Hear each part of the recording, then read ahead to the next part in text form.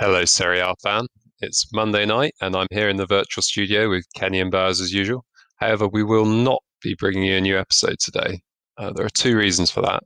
One is that Milan are hosting Roma tonight in what is arguably the biggest game of the extended weekend of football. And we didn't want to release a podcast tomorrow with no mention of it. The second reason is we wanted to release a podcast before the weekend games this week. That way we can round up all of the European action and preview what's to come. So we'll be back on Friday and keen to hear what you will think of the new format. Please do let us know on Twitter at ScudettoPod, or you can email us at scudettopod@gmail.com. We won't be leaving you completely high and dry. We've prepared some honourable and dishonourable mentions to tide you over. So Baz, you want to kick us off with that? Hey guys, my first honorable mention for today is going to be the Insigne bros. They both scored in the same game on the weekend, which is nice. And also Lorenzo got a worldie, so check it out on YouTube. But kudos to them. I'm sure their parents were happy that day.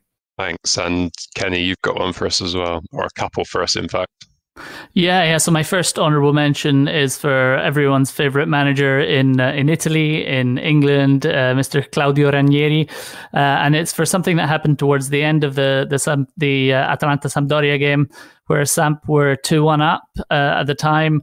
And Yankto went down injured and basically rolled off the field, noticed that he was off the field and decided to roll back onto the field, presumably in an effort to run down the clock a little bit.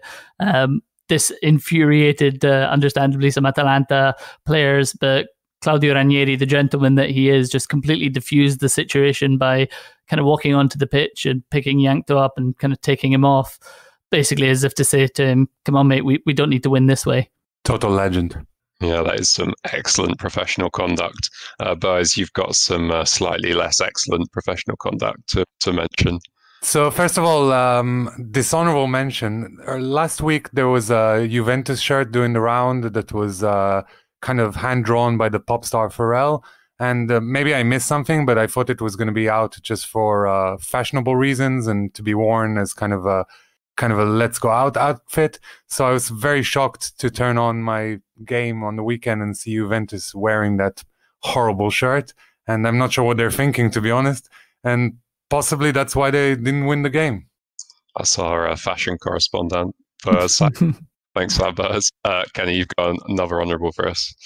Yes, my second one goes to Castrovilli for pretty much single-handedly keeping Iachini in the job for now, at least at Fiorentina, in their 3-2 victory over Udinese. Not only did he score 2 goals and come up with an assist as well, but just really at the heart of pretty much anything positive that Fiorentina were doing going forwards. And at times there wasn't that much positive going forward. So without him, I fear slightly for what Fiorentina would have got out of that game.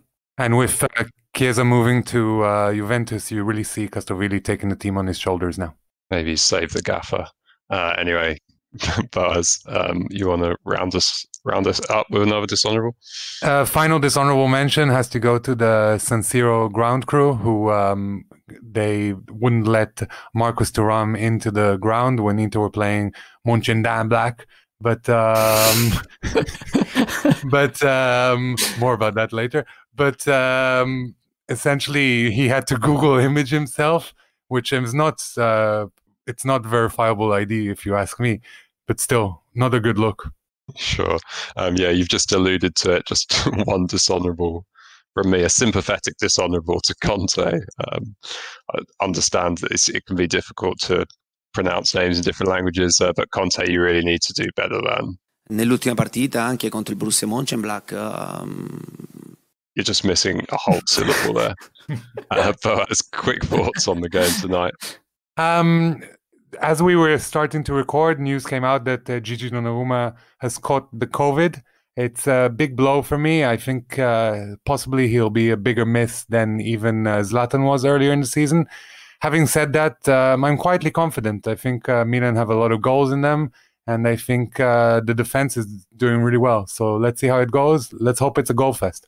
Absolutely. Looking forward to enjoying a civilized beer while I watch that one.